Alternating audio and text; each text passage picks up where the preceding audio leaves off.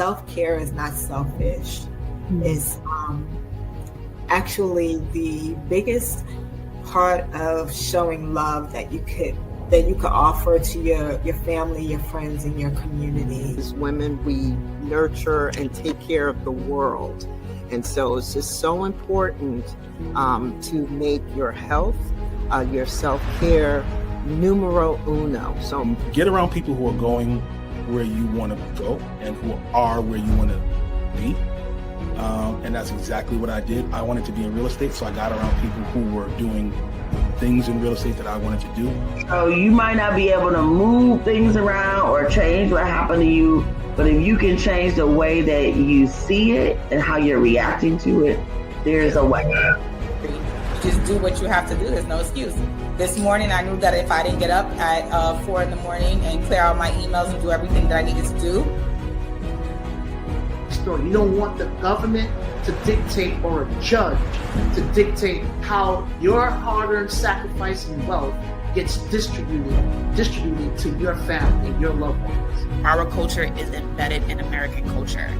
There are people who come to America and engage in American culture, which is Black culture. So Juneteenth is really about Black culture, and it's about celebrating us, celebrating the different diasporas of Black people, even the dialects.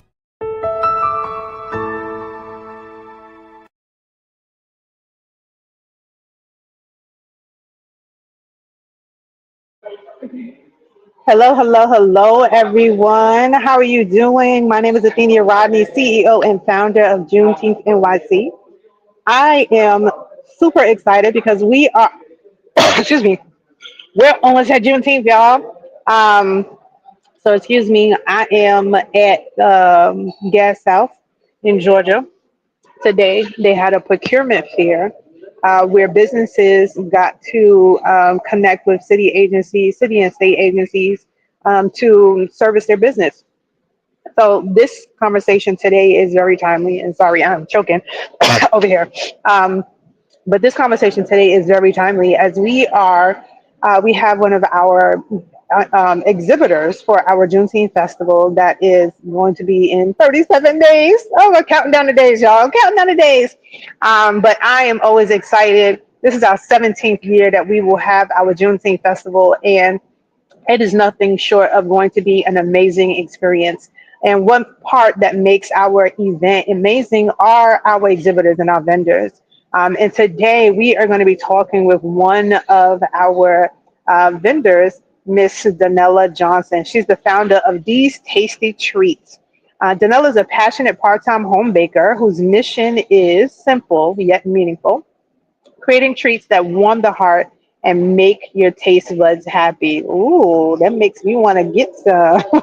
Through dedication, consistency, and love for her craft, she is building her brand one day at a time while proving that every successful business starts with vision, patience, and purpose. Her entrepreneurial journey reminds us that business is not always about starting big, and that is so true. Sometimes it begins in your own kitchen with a single recipe, a loyal customer, and the courage to believe in what you're creating. So today, let's welcome Donella to the stage. She will share in her experience and what gotten her to where she's at today. So welcome, Donella. How you doing? Hi, how are you? I am good. I'm over here choking, trying to get my my throat together, but I am fine. Nonetheless, I am excited to have you on joining us on today. And I know we both were having a little bit of technical challenges. When technology works, it works, but when it doesn't, it don't. So to start, tell us a little bit about what I guess encouraged you to start your business. Actually, my best friend, she inspired me to do it. I used to just bring her little treats and things like that. Like, try it, taste it. And she said, you need to start a business. And I was like, nah, I don't want to deal with the customers. I don't want to deal with the people. And, people are picky. And it's like, I was like, no. So she kept encouraging me. She was like, no, it tastes really good. She was like, you could really go somewhere with this. And I just kept saying, no, I just do it as a hobby. I just do it for fun. And then finally, it took me some planning And so I'm thinking like, can I really do this professionally? Can I really start this? And I took it, research what I needed to research, and I just decided to take a leap of faith and try it. Well, that's awesome. So tell us, what's your friend's name? So we, Rachel Smith. Rachel, okay. So tell us about what these tasty treats includes. What kind of tasty treats do you have as your delectables? I pretty much dabble with everything, but my main thing is banana pudding. I make it in different flavors. I have strawberry banana, regular banana, and I also do Oreo cookies with banana pudding. All Uh, right, I'm going to come to your house in a little while. Hold on, I make all strawberry types of cakes. banana. Wait, we gotta go back. Strawberry banana. So what made you think to put that together to like mesh that as something to try out? Somebody asked me, "Did you ever try putting fruit in banana pudding?" And I said, "No, not really, but I'll give it a try." So I did a little test run. I tried it out. Had a few taste testers. They liked it. So then I was like, "Okay, let me try it with customers." And then I did a pop-up event, and I did samples of the Oreo version, Okay. and it was pretty good. So I recorded it. I put it on my Instagram. The reviews came out pretty good. So then I added it to my menu. Okay. So tell us what your process is for adding new things to your menu. I ask questions. I ask people what they like. I ask them would they prefer a certain taste or would they like, certain fruit, and I'll just put it together. Hmm. So what I do is I get most of my inspiration from my customers. Okay. I love that. I love that you are centered on your customers because a lot of people are centered on them and their taste buds, and they're like, "Well, this is what Oh I like. no. So this is what." Absolutely not. If they ask, like I'll ask my customers, would you like me to try this? Or they'll give me like ideas and flavors. Like they might see a recipe online and they'll ask me to try it. So, I'll try it and put my own spin on it.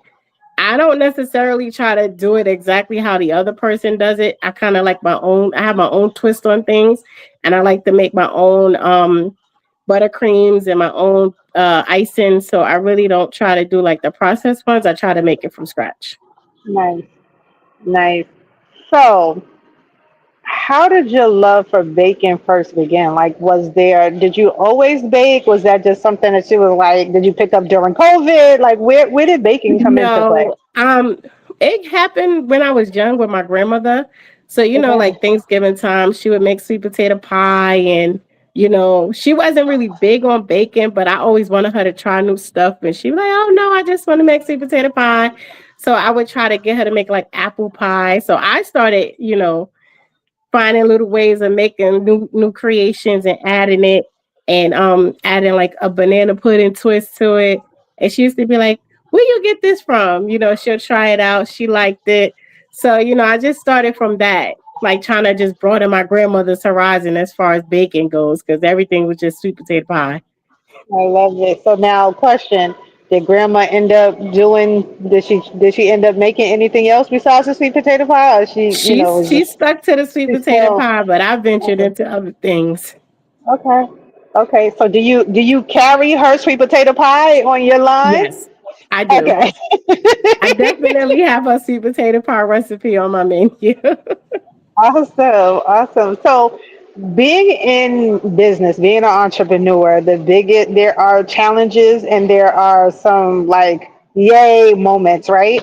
So, I want to hear from you because we have a lot of people who watch us who are looking to start their businesses, who are maybe looking to change, right? They might be in corporate America and they're looking to say like, how can I get into doing my own business for myself? Can you share what some of the challenges have been being a small business owner so far? Oh, it's a lot of challenges. Financially, it can make you or break you. It will give you a lot of setbacks. Like you will come out, if depending on how you begin, you can have a lot of debt starting a new business. The customer flow is not really the way you want it to be in the beginning. It's not really consistent. Like you can have customers, you can have a good week, you can have a bad week. Um, it's a lot of paperwork involved because you always have to make sure you have your EINs, and you have to make sure you got your LLC, and you have to make sure you have your certificate of authority. Like, you just need to have everything lined up so that if you need to open up this account, or you need to open up a business account with the warehouses, as far as like getting your products in bulk, like, you need these things. Mm-hmm. It's costly, yes. Starting out, you're not going to make $1 million your first run. It takes time. You definitely need to be open to exploring social media outlets. You need to have more than one, because sometimes you might have people that's not on one outlet. They might be on another one. You really do need to share your photos. You need to explain to your customers this, what's in it. Presentation is everything. So, Absolutely. when you're building your brand, just make sure that it looks amazing, but please make sure it tastes amazing as well. Absolutely. So, with all of the challenges that you just shared, why are you still in it? It's the love I have for it. I mean, if God brought me this far, I feel like he ain't lead me to fail. So I'm just gonna keep striving. So what I'm hearing from you is that in order to be in business, you can't have a faint heart, right? No, you And can't. You can't. and I'm also hearing that you have to have a love for what you do, because with Yes. all of those challenges, I'm not gonna lie, I probably would have just been like, I'm gonna give up. Like, this Oh, is you have those days. You do. You have them days where you be like, "Oh my God, why? Why did I do this to myself?" You do beat yourself up from time to time, but you still have to encourage yourself to keep going, even when it get rough. Because sometimes I'll do pop-up events and I be in here ready to cry, like, "Oh my God, why did I sign up? Why? It's so much. It's too much. I'm so tired." But and I still work a full-time job, so oh, it's a bless your heart. balance. It is. It is. Trust me, my son, I have a 11-year-old, and he started a candle business. And I was like, I haven't been in a product-based business in a very long time. I was up until he did a pop-up event, and we were up until 4 o'clock in the morning. No, Sounds yeah, about 4 o'clock in right. the morning. And then we had to wake up at 7 so that we could go out there and set up our tables. I was like, why am I doing this to myself? Yes, that's exactly how you feel. I was like, I give up for you. I was like, you done, right? You don't want to do this anymore. He's like, no, I made good money. Now he's like, all right, what's the next one? And I'm like, oh my gosh. It's a lot. So talking about that, and now you are one of our premier vendors for our Juneteenth festival. So what encouraged you, I guess, to sign up to be a part of our Juneteenth festival? Again, my other best friend, she's actually going to be a You vendor gotta there as love the well. friends. You gotta love the friends. I got a good circle. I got a good circle. That is good to My hear. other best friend, which is she'll be here as well, Seisha Sweet Kitchen. She was like, "Come on, friend, let's do it." And I'm like, "I don't know." I was like, "That's a little mainstream. That's a little big event. I don't know if I'm ready." She was like, "You can do it. You can do it." So, kudos to my best friends. They rock out with me through it all. If I'm down and I need encouraging, they pick me up. If they see something Oh, they think we all can do, we do it. I love that. I love that. And having, like you said, having a circle of individuals who are like-minded, who have similar attributes. So, do y'all all do savory treats, or do y'all do a combination?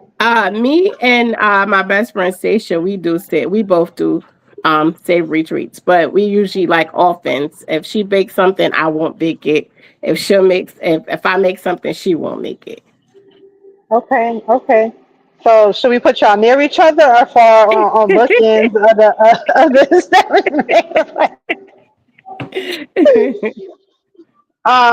so talk to me about other events, right? Because one of the how we even got started with doing Juneteenth initially. So I'm an event planner by trade. I do corporate event planning. And we had a bunch of customers that were like, I need to taste the products. I need to try the products out first. And I was like, well, what's the best way for me to be able to do it? I'm like, let's do a festival or do some kind of a fair and invite all of our customer base that we potentially will have. I've been doing event planning for 25 years now. But Wow. so we are inviting our event plan, and then we were like, let's invite vendors. And so we started inviting some vendors, and they were like, "Oh, well, you're only gonna invite, like, are you only gonna have one vendor of certain products?" And I was like, "Okay, well, maybe we'll have like two, because we don't want to get them, be overwhelmed." And so, anyway, that was the first time. Those were our vendors. We got hired to do a Juneteenth festival, and then all of our vendors were vendors from our business. And so, I came from the thought, because I used to do Mary Kay. And I would go to vending pop-up, well, they call them pop-up events, right? I would go to pop-up events, and it would be like me and all of the vendors that are there, and that was it. There'd be like 10 people that came in. It was like somebody cousin, sister, or things like that. And I'm like, well, how are y'all promoting this event? It was like, oh, I put it on social media. I'm like, that's all? So, like, how has your experience been with pop-up events that you have engaged with? Has it been a positive one? And how have you seen them? How have you seen that advance or your business? Um, I've done pop-up events and it's been positive for me. Okay. I was able to get my brand out. I was able to be noticed. I was able to get the taste of my products out. Like, people begin to enjoy my chocolate or they enjoy my banana pudding. I was able to get reviews so that more people would want to try. So it's been a great experience. Actually, the pop-ups have been very beneficial as far as my business goes. Okay, so now what makes you stand out from any other business? So, like, you and your friend who both do savory treats, what makes you different than her?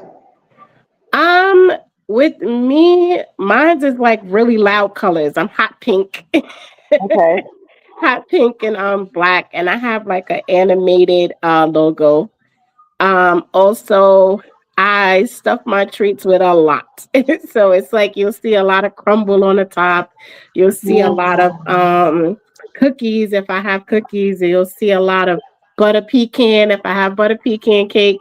Like I always try to make sure my cakes are packed, even if they're in a small container. So I feel like I Mm. want my customer to feel like they're getting their money's worth. Oh, girl, you got me salivating over here. I'm like, all right, we got 37 days. Come on, 37 days. So make sure you save me some so I can stop by and get me. So what is like your number one selling hot item? um That's kind of hard because I have people that will come to my pop-up events just for the banana pudding. And Okay. then I have people that come for just the strawberry cake or just the chocolate cake. I have people that come. So it's a variety of things that they'll come for. Usually Okay. I sell out. Okay. Well, I'm a strawberry person, so I'm a hard critic. I'm just gonna tell you that from now. I'm a hard critic. I'm gonna tell you if it ain't good. I'm gonna be like, sis. No. um, but I am excited and looking forward to the opportunity to taste your treats, and especially, like I said, that strawberry banana pudding. Like, I'm like, okay, that sounds like it's definitely something to try out. Um, It's a so, crowd favorite. okay, I believe you. I'm looking forward to it. So tell me a little bit now. I want to go a little bit deeper about like just more lessons that you learned. What is a lesson that you learned or something that you would kind of pay it forward to a new business that's just getting started about building your brand? When building your brand, always make sure that it's not another name someone else might have. Always try to be unique with what you're doing. It's kind of, a lot in this industry as far as baking goes, it's a lot of repeat. So, Hmm. a lot of us do the same thing. A lot of us have the same products. Everybody buys the same containers and kits. So it's just you just have to be authentic. Customer service plays a major role. Like be kind to your customers. Don't make your customers feel like you don't need their business or, they're not human or, just make them feel important as well because without them, there is no business. There is no you. Come on now, you better tell them. You better tell them like it is. If you don't have good customer service, I'm going somewhere else. And also, you don't have to, if you feel like the vibe is off with a customer, you don't have to pursue it because some customers can break your business as well. All money is not good Absolutely, I money. got money. Sometimes you can say Absolutely. no and it's okay. Absolutely. And I tell when I do coaching, that's one of the things that I'm constantly sharing with individuals, right? Is you get to choose who your best customer is. that is the reason why we go into business for ourselves. You don't have to work with everybody. And a lot of people are like, oh, I'm just trying to get every dollar I can get. And I'm like, if you are in scarcity mode for your business, and you will never survive, because you will always be in a space of running to the dollar instead of having the dollar run to you. Right. So I'm glad that you said that. And I'm glad that you're in a space that you also believe that, all money is not good money. So, sharing that, you talked about working full time and Yes. doing this part time. So, how do you balance being a part time baker while growing your company? Um, it's a lot of sleepless nights. I can tell you that. It's a lot of Okay. sleepless nights. Like sometimes I can have orders throughout the week and then I'm baking right after getting out of work and then going straight to work. So, it's a lot of sleepless nights, but it's also preparation as well. So, if I try not to take orders that I don't have to shop for, instead of having to do that running around and I got to go here to pick this up. I try to make sure if I do an order, I have to already have the ingredients and I have to already have it here. That way I could just come in, start working on it, prepare it, freeze it, do whatever I need to do, and it's ready by morning. Instead of me time, it's time consuming when you have to go out and get it. Right. And then That makes sometimes you could do the Instacart, but sometimes that takes too long because now you got to wait hours and now you're up longer. So it's mhm. it's always best to being in, doing that way. I'd rather just take orders that I know I can prepare. I won't take things that I have to shop for. Yeah, and I imagine that also messes with your margins as well when you're doing having to do Instacart It's a and takeaway. things like that. It's a big Yeah, takeaway. yeah. Um, how would you say the community supports, or does the community play a role in helping you as a Black business owner? Absolutely. They pretty much promote my business. They come out, they buy from me. They share my stuff, they network for me. They'll tell a friend about, they'll tell a friend. I get linked with corporations and uh my bank as well. I go to workshops with them. And I meet new I meet other business owners, Black business owners, and I bring treats so they can taste it. And it's kind of like I appreciate my community. Like I don't think I can make it without them. Absolutely, I love that. What do you do? You talked about a couple of things as far as bringing samples and stuff like that. What are some things that you can share that you do to market your business? Um, I put my logo on a lot of things. So like even when I'm doing like if I bring cupcakes and my logo is on it, I always have my business cards on standby. I also have like my Instagram on the back of my card so that they can just click and go straight to my Instagram. You'll see what it is that I have that's uploaded. Um, if they're on my Facebook, my Instagram, my TikToks, everything's like linked together. Hmm. So you could kind of go from one page to the next page to just see pretty much my work. I always upload photos. I always do like a recap video if I do like a vending event. I try to get reviews as well, and I post them so that people know exactly what item I have, what the person tried, and if they liked it. I do like intro photos when I do something new. I'll say introducing this. This is something new that I'm working on, or this is a new treat that I would like for you guys to try. Do you do? You also talked about going to some workshops. Can you share with the community as far as what you do to stay relevant with your business? Um, with me, I just try to network as much as I can. When I do go to workshops, I go to like the financial planning workshops, how to grow your business workshops, how to brand your business. And I do one-on-one counseling with like bankers as far as like, learning how to budget, how to make sure my profit I can gain and not always lose profit and how to gain it. Um, so right now I'm in like the teaching process. I'm learning. Like how to budget, how to make sure that what I'm selling is turning into profit and I'm not losing. So it's a challenge, but I'm doing the best I can to make it work. No, you're doing it, sis. You are absolutely doing it. So I appreciate you sharing that. So as I shared, we do have a lot of entrepreneurs, people who are in business, people who are looking to start businesses. What advice would you give an aspiring food entrepreneur or a home baker that's trying to get started? Don't be afraid to put yourself out there. I mean, some people are shy. I don't really like to get on camera. I don't like to talk to people, but you have to. When you're a business owner, you have to talk. You have to network. You have to promote. Um, you have to do social media because that's like the biggest thing right now. So if you're afraid to get on social media or you're afraid to post or you're afraid to talk to people, it's going to be a struggle. You have to be open. You have to have a good attitude. You can't be standoffish. You can't make customers or people feel like you're not in the mood or you don't want to talk. You always have to have a level head. You always have to be ready to say, hi, how are you? How you doing? You just have to learn to just communicate. And that's your biggest accomplishment is communication because it can take you so far. Hmm. What do you look forward to in the next 5 years with your business? Hopefully maybe owning my own little shop, something that my children can actually continue as their own if I'm no longer here. Like I want them to have that business mindset to, at least have generational wealth if they can.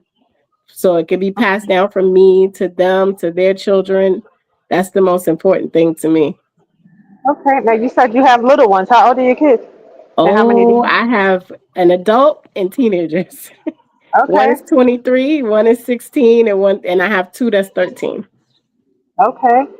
So do you get them involved in your business at all? I try to get them involved. I try to teach them certain things so they do know how to make a lot of stuff. Like my 13-year-olds, they know how to make pudding. They know how to put it together. They know how to put it in containers. Like they learn. I teach them how to do small stuff. The cakes they don't want to tackle right now. They're like, nah, that's too much work. So Of as far course. as that icing and making the icing and making cakes, they're not interested in that. They'll But eat they, it. I'm sure that I was about to say, I'm sure they all eating it They'll though. eat it, but they don't want to make it. No. Like, Ma, can I taste it? Yeah. Let me make sure that it tastes good. Well, one of them is my taste tester because I'm allergic to strawberries. I'm allergic to a lot of Oh, things, but I bake with them. But I'm allergic to strawberries, so I cannot taste the strawberries. I can't do any of that. So one of them is my taste tester. She makes sure the strawberries are good. wow. So how is that? Like, that's a different nuance. Like, how is it having allergy to something and being Um, able to cook it for others? I can make it for others. I just can't ingest it. Like I'll break out in halves. But I can make it for someone else. As long as I follow my recipe to it, I know that it'll come out the way that I need it to come out. And when she tries it, she's like, "Okay, it's good. It's green. It's good to go." So it's like that's how I know it's okay because she'll tell me if it's nasty. She's that child. Oh, no, no, no, this is not good. She'll say, "No, no, no, it's not good. Not this Try one. again." Try again. Go back to the Right. drawing board. Go Mm-hmm. back to the drawing board. I love that. So you talked a little bit about your 5 year. What is your 10 year goal? Like, what do you see yourself? Are there spaces that you like see your business going? Do you see yourself doing this full time? Like, what does that all look like? Um, I have visioned myself doing it full time, but I think, when you're in the workforce, it's kind of like hard to, because I'm driven on what I'm doing in my workforce, but then I'm driven with what I'm doing on the outside as well. So it's like I'm trying to figure out a balance to kind of like, would I be able to take it on full time? Would it work for me? Would I be able to let this go, considering I built this for so many years? So it's a little hard for me to make that determination at this point. Okay, okay. Yeah, I definitely was in that space at one point, and I had a dream one night that I lost my job. And so I was doing both just like you. I went to work, I went to the bathroom, and I came back and my office door was locked. And I was like, what happened? I went to my manager and it was like, yeah, we have to furlough a number of our team members. And unfortunately, you were one of them. Mind you, I had just come back. I was literally Oh only back for wow. I had a baby and I had just come back 2 months. And they said this to me. And I was like, okay. They was like, you're not upset? I'm like, no, God told me that was going to happen. I had a dream last night about it. So you was So prepared. I was prepared. I didn't, I was physically, let me say, I was spiritually prepared. Hmm. Physically and all the other stuff, I can't exactly say. But I will say that it was the best decision that I made because it was where I needed to be.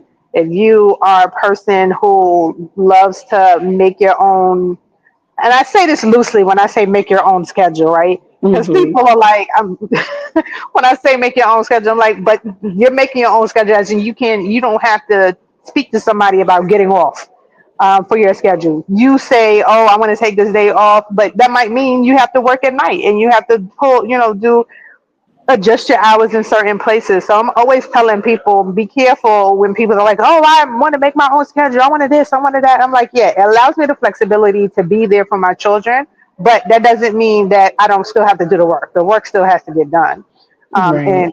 in other spaces. So I said that all to say, have you ever considered, just because that's where I'm at right now, right? I'm at this procurement event. Have you ever thought about selling to corporate entities with your cakes? Yes, I have. Okay. I have. I thought about that. And what kind of stands out? Is it yes, I'm looking for it, like that's definitely a thought, or That's that seems like too much? definitely a thought for me. Okay. Yes. What about it intrigues you or makes you interested?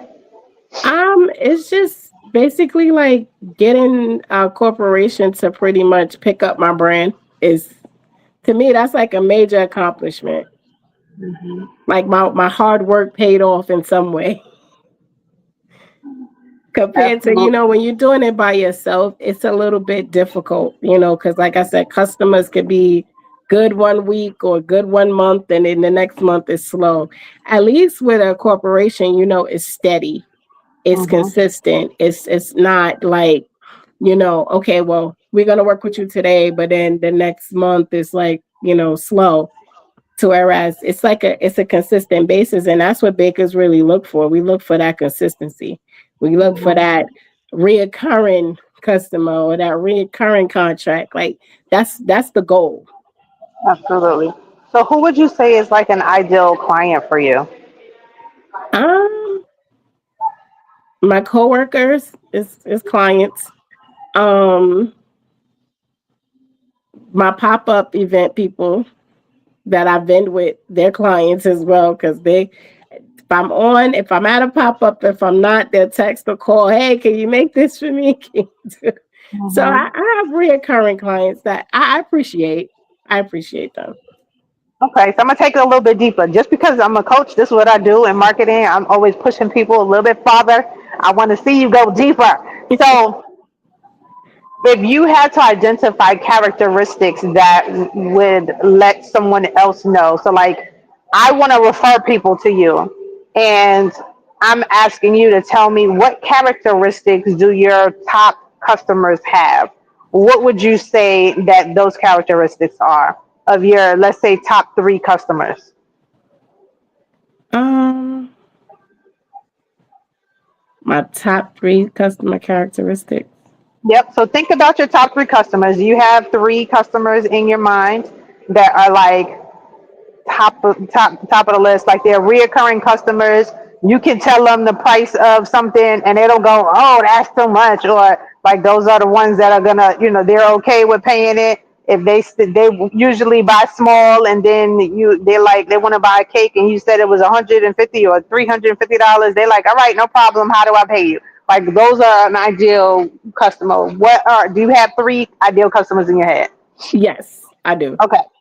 Now, I want you to think about characteristics. Are they females, males? Do they, what level of education? How many kids do they have? What do they do for a living? Any of those things stand out that all three of them have? They're female. Okay. Um, they have children, but all their children are adults. Okay. So pretty much it's like they'll give to their grandkids or their kids. Price is usually not a problem. Like you give them a price and they're like, okay, no problem. And they'll sell it to me or they'll cash app it to me. Um, they are supervisors Okay. at their current job. And one is a supervisor with the city, I believe. So price is usually not an option for them. It's just as long Okay. as I can execute what it is that they're asking me for, they're fine with paying it. Got it. Now you said grand. So are they, would you consider them to be like 50 and above as far as their age range? Two are 50 and above, and one is in their 40s. Okay. So maybe So 45 and two is older. grandmothers. Yeah, two is Okay. grandmothers, and the other one is just she has no grandkids, just kids. Got it. Okay. What about, do they have, well, you're in New York City. I was going to say any type of cars or preferred locations, areas, places they may shop. Like, do they get their hair done? Like, do they get their nails done? Or do they have animals? Like any of those things? Um, I know one has an animal. They do get their hair done, and they do get their toes and nails done. Okay. So I like to go through a series of questions. I only suggested five. I mean, suggested three just now. But whenever I am working with a marketing client, I say to look for five of your top clients, and you have to find 17 characteristics of your top five clients that they all share, so that once you identify the 17 identical, they have to at least four of them have to have all of the characteristics, right? And what that will do is that'll allow you to find where to promote, where to really market for that particular person, right? So like Hmm. you were saying, female manager, grandparents, right? So like where would you go to find other female manager, grandparents? And you know how to now speak to them because you already have customers that have been in that space. Right. I mean, malls, like little shopping areas, you'll really find all three combinations sometimes. Mm-hmm. Like if you go in a high traffic shopping area, you usually find it. Like if you was to go to City Point Mall, if you were outside there, you get grandmas, you get managers, you get bosses. Like it's all different traffic that comes that way. Mm-hmm. Also if you do maybe I would say Fulton Street because Fulton Street is the high traffic area too. That Okay. area, you find the same thing. Grandmas, business people, because you do have a lot of things surrounding you. You got banks, you have people going in and out, you have shops where people shop. So if you was to set up there, you can also get the same type of traffic, the same type of people. Yeah, so I would even niche it down further and identify what stores they kind of go to. Like, are they a Oshkosh Bagosh type of grandparent that likes to go to Oshkosh and buy clothes for their grandkids? When Toys R Us was around, were they a Toys R Us person? Nowadays, everybody's a Target person. So Target So is like their main store right now, especially if it's downtown Brooklyn. It's Target or either Primark. right. So, right, a Primark. So, identifying where those individuals are, and that's where you talked about social media a lot earlier on. That's where putting stuff like that on your when you're doing promotions. That's where that having that real niche, because then it's going to pick up people who, because a lot of people don't realize that social media, all of those things, it picks up it pings you for where you're at. So if you are in Targets and stuff like that, it's going to ping that you're a Target. So if you did an ad and you focused towards people who purchase kids' clothes from Target, then it's going to ping all of those people and your ad is going to show up on their pages. So becoming so hyper focused on knowing who the characteristics are is what's going to help you save money in the long run. Because then instead of you getting maybe 2 out of every 10, you'll get 8 out of every 10 people who see your ad that'll actually purchase from you. Nice. So we're coming to the end of this session, and as we do at the end of all of our sessions, we excuse me, we like to ask everyone this question, which is, what does Juneteenth mean to you? You said, what does it mean to me? Yes, ma'am. What Um, does Juneteenth mean to you? Juneteenth is a cultural festival where all of us come together, our communities, each one of our communities come together and support one another.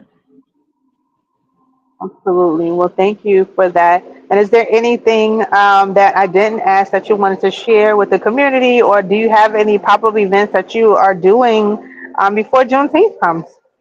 My next pop up event will be June 13th at Moments on Fulton. It's with Pop Up Bed Stuy. Awesome, awesome. And how can people find you? I am on Instagram. My name is These Tasty Treats on Instagram. I also have Donella J on Instagram. And my Facebook is Donella Loving Me First Johnson. Absolutely. Well, thank you so much, Jenna. It was a pleasure to meet you and to hear your story and hear all about the amazing reasons why you went into building your business. And I wish you nothing but greatness and the best, much prosperity and lots of money, because Thank that's the you. reason why we go into business, to make money. Yes. Well, I look forward to seeing you at our Juneteenth festival and seeing you at some of our workshops that we'll be doing coming up in June. And again, thank you for signing up to be with us. Thank you for having me. You are very welcome. So I'm going to put you backstage while I close us out, but I will see you backstage in a moment. Okay. Awesome. Well, thank you, everyone. Thank you for joining us on another amazing Thursday with Juneteenth NYC. Today is a lot going on. Later on today, we will have our partnership with Gold Wellness. I'm actually being honored there in that space. So if you tickets are sold out at this point, and we'll have recaps because I don't think we're doing a live. But if you do a live, just stay tuned to our Instagram page, and we'll be able to share the information with you. But we have a lot coming up. So we have our Gold Wellness Awards, Women's Awards ceremony that's coming up tonight. Then our next, I guess, major event that we'll have coming up will be our flag raising ceremony. Then we have our Black King celebration. So if you want to be in a room with some C-suite individuals, you definitely need to get a ticket to that.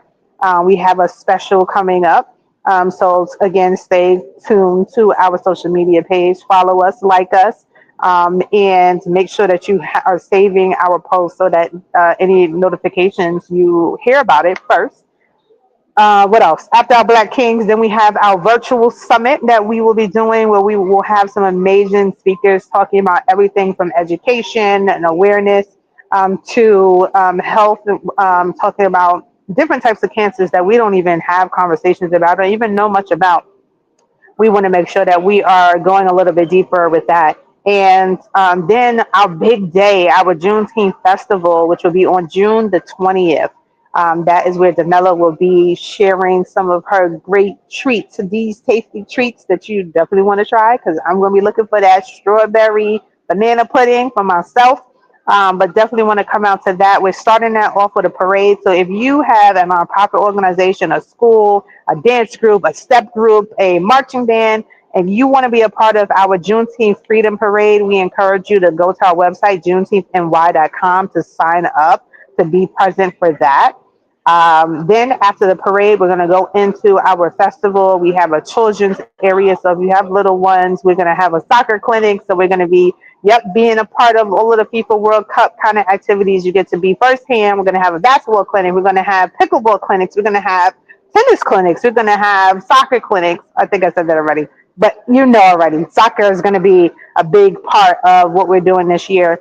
Really just highlighting and bringing all of the different cultures into one space, because that is what we do here at Juneteenth. We consider that to be our trend, is bringing communities together under unity, which is Umoja. We also will have our week of restaurants that we want you to go and enjoy and to be a part of. Go and taste some food, try some red foods, try something different at our restaurants that will be a part of our restaurant crawl. And a whole host of other things that will be coming up, I'm sure, as we get a little bit closer. So if you want to stay connected and learn more, please follow us. Please go to our website, juneteenthny.com. Please go to our Instagram page, juneteenth.ny, to connect with us. And I just want to say thank you. Thank you, thank you, thank you, and thank you. We could not do any of this without you. Our community is where we thrive, and we appreciate you for just showing up each time you do. As we say in closing, be blessed, make some money, and let's work in community to be the best that we can be, everyone. Have a great one. Athenia Rodney, AR Business Expansion, Juneteenth NYC here. Have a great day. Bye. We'll see you next